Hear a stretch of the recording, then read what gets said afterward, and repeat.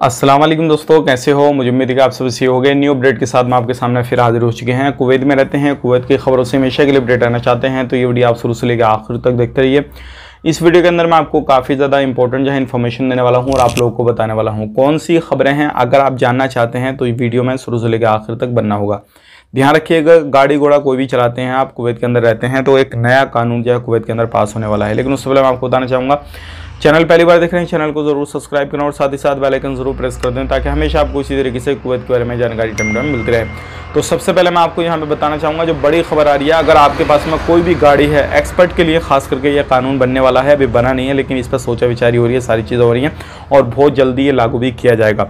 Expert हैं, आप बाहर के रहने वाले हैं, कोई भी गाड़ी घोड़ा आप चलाते हैं, पर्सनली आपने ले लिया है, अगर आपका गाड़ी का मॉडल जो है वो काफ़ी ज़्यादा पुराना है, 10 साल से पुराना है, जो अभी सन चल रही है मतलब 2022 चल रही है, आप 10 साल आप निकाल दीजिए 10 के बाद में, यानी कि 11, 12, 10, 9, 8 इस तरीके से अगर आपके पास में कोई मॉडल गाड़ी है तो वो आपकी रोड पे चलने के लिए अब नहीं है, क्योंकि उससे पोल्यूशन वगैरह, ट्रैफिक वगैरह काफ़ी ज़्यादा हो रहा है, तो इसलिए ये कानून निकल रहा है, आप उसको रोड पर नहीं चला सकते। तो ध्यान रखिएगा, अगर आपके पास में कोई भी गाड़ी घोड़ा है या फिर आप नहीं लेते हैं, ख़रीदना चाहते हैं, आप सेकेंड हैंड कोई भी गाड़ी लेते हैं तो आपका जो मॉडल है वो 10 साल से लगा लीजिए, कहीं ऐसा तो नहीं है 10 साल से बाद में है वो, यानी कि बहुत ज़्यादा नीचा मॉडल है और वो रोड पर चलने के लिए परमिशन नहीं है उसकी, तो आप वो ले लेंगे तो फंस जाएंगे बुरे। तो इस चीज़ का खास करके ख्याल रखें और ये सारे एक्सपर्ट के लिए जो है कानून निकाला जा रहा है और इससे कोई भी बंदा गाड़ी नहीं चला सकेगा। अगर आपको लेनी है तो कोई नया मॉडल लीजिए, अच्छा मॉडल लीजिए जिससे आपकी गाड़ी कई साल तक जो है रोड पे दौड़ सके। बात कर लेते हैं अगली खबर की तरफ। जो अगली खबर आ रही है निकल के, वो आ रही है डोमेस्टिक वर्कर के हवाले से। बहुत सारे भाई बंधु हमारे पास में कमेंट किए हैं